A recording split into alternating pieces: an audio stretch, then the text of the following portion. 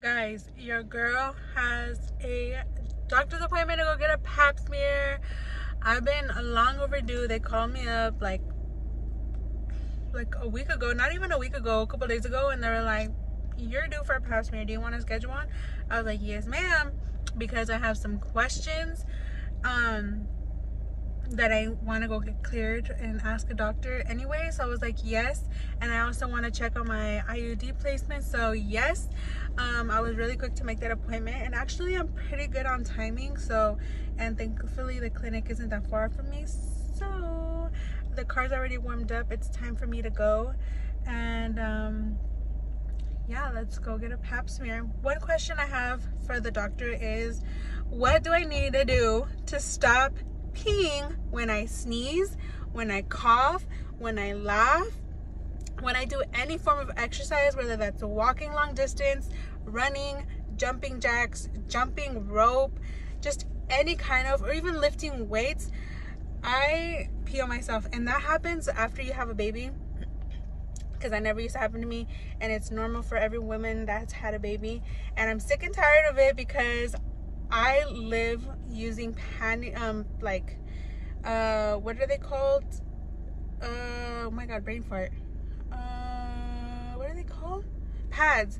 I used to wear disposable pads all the time, and then I was like, okay, these are too thick, so I switched to panty liners, and then I was using panty liners religiously until I started getting rashes. I was getting rashes from panty liners.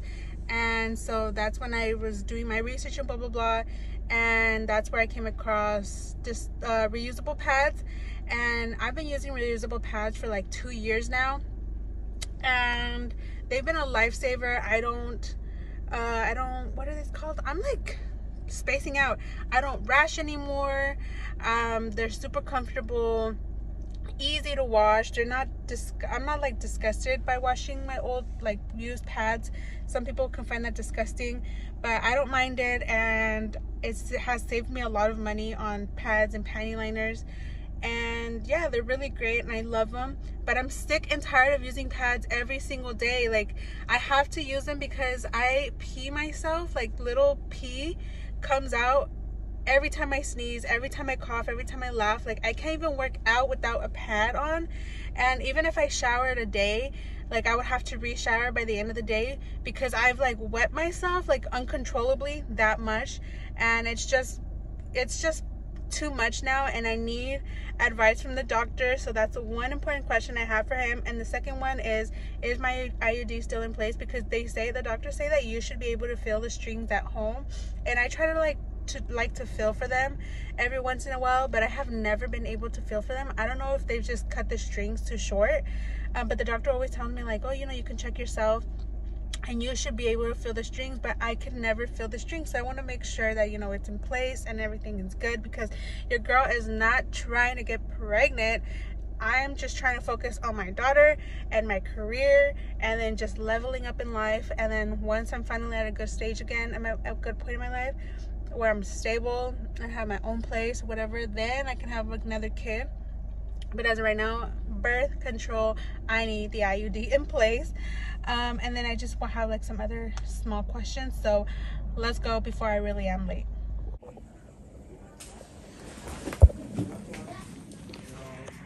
The MA just set everything up.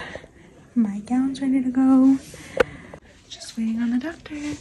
I'll be seeing a male doctor today. That doesn't really worry me.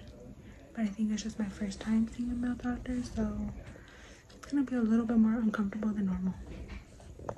Okay, pap smear is done. We talked about a lot of things, the doctor and I, so I'll get into that a little bit later. But yeah, did it hurt? Wasn't too comfortable because he was really friendly and we got to know each other and we talked before the actual pap smear. So yeah, it was great. Just waiting for the after visit summary so I can get out of here. Got my paperwork, let's go. Don't say that. Guys, I'm out of my appointment, and that like uncontrollable pee that I told you guys that I had, he said it's called a stress incontinence of urine. I don't know what the hell. I guess that's what I have. I don't know if he has a word for it, or like describe like a page, an informational page as to what it is. But basically he said, girl, you need to do Kegel exercises. And he gave me a whole like informative packet on what's Kegel exercises and what to do and what it is for, blah blah blah. And he gave me some more like informational like things to read in regards to our discussion, because not only was I in there for a pap smear, but I was in there for like a physical, I guess, like a health maintenance.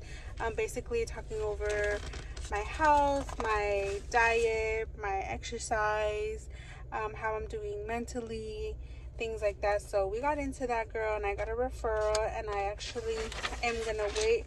I have to wait for the referral to go through so that way I can go see a therapist. I know I've been wanting to see a therapist for the longest time. I feel like everybody needs therapy, whether or not you've gone through actual like, because there's different types of trauma and there's different types of, like, of stages of trauma on how like traumatic an event is. And I feel like a lot of us go through very mild trauma, if that makes sense.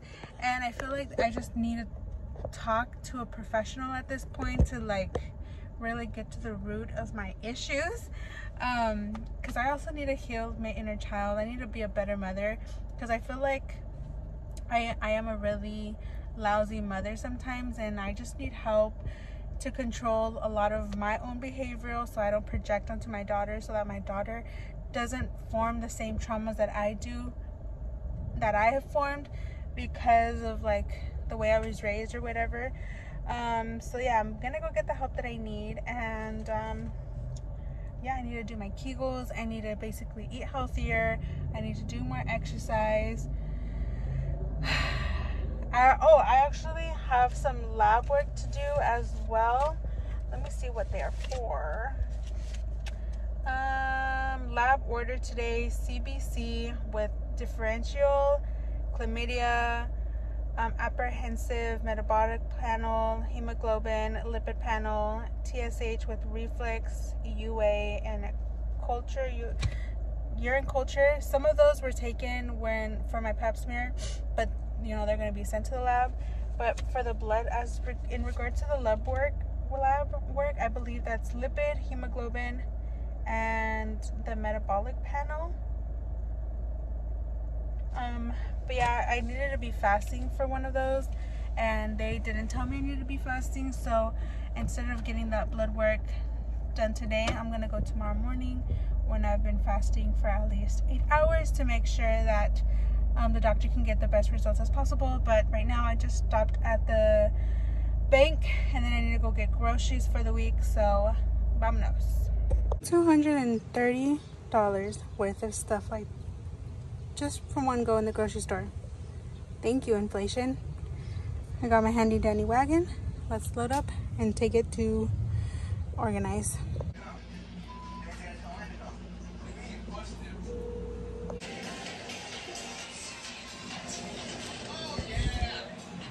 I'm so happy.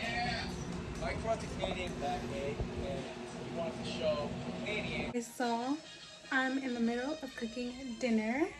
I'm making some arroz con pollo. The chicken is not completely cooked through all the way. That's because it's gonna finish cooking in the rice. It just needs to get like a nice little char. But here is my little kitchen setup. So very cute. And then, like I showed you guys earlier, it looks a little empty, but you know, it's just Rigo and I and the baby. So this is already more than enough food. If you guys have been following my channel for a while, you've known that this has come a long way. This used to be like one whole big room, but now it's slowly separating. My kitchen is finally coming like my own space, and I am so incredibly grateful with God for what I have, because I am so fortunate to have my own space, my own little kitchen space. Even though it may not look like a kitchen yet, there's still a whole bunch of like remodeling and repairs that need to be done, but it's good enough to put a fridge, it's good enough to add a stove, and it's good enough to add some shelving to have my like pantry. I'm gonna have like a big case put right here that I have in a different room, and that's also gonna be used as a pantry. But yeah, it may not look like much to some, but I am so incredibly grateful, and I am so blessed. I am so thankful to God that I have this. I'm so fortunate. A lot of people have less, and maybe for those that have more than me might think like, oh, like that's how she's living. But I don't see it like that at all. I just see it like as a stepping stone in life. There's still a lot of things I want to accomplish in life, but right now I just want to be thankful for this moment and this point in time in my life, because one day I'm going to look back at my life and I'm going to be like, wow, that used to be my kitchen, that used to be where I used to cook meals for my family, and I just am so grateful and I'm happy. I'm very, very happy that this is like my own space. Like I can bring groceries that are just gonna feed my little family of 3. And like I was thankful for what I had before, buying groceries for everyone, yeah. But you know, the grocery bill is going to be cut down significantly. It's going to be cut down a lot basically. And yeah, I'm just so happy and so thankful, and it's the little things that make me happy, and this definitely makes me so happy. And this is a new chapter in my life, and I just want to enjoy it as much as possible because I have big dreams. I'm gonna be accomplishing something so great this year, and then next year I want to jump into the next step right away. I don't want to wait no longer to finish my career. I want to finish the step and then go into the next step, which is nursing. So as soon as I graduated from being a medical assistant, I do want to make that leap into the nursing field because I have fallen in love with the medical field. So I do want to take that leap and get started right away and work my way through nursing school by being a medical assistant. And I'm just happy to call this mine. It's all mine, and I am so blessed, and I'm so thankful. Be thankful for what you have, because there's people less fortunate than you, and don't take life for granted. Don't take what you have for granted, because like I said, there's a lot of people in this world that would wish and dream to be where you're at right now, and that's how I'm feeling right now. I'm just feeling so thankful. I have so much gratitude because I know that there's a lot more less fortunate people than me that would love to have something like this. And so yeah, I'm just thankful. I'm gonna finish cooking.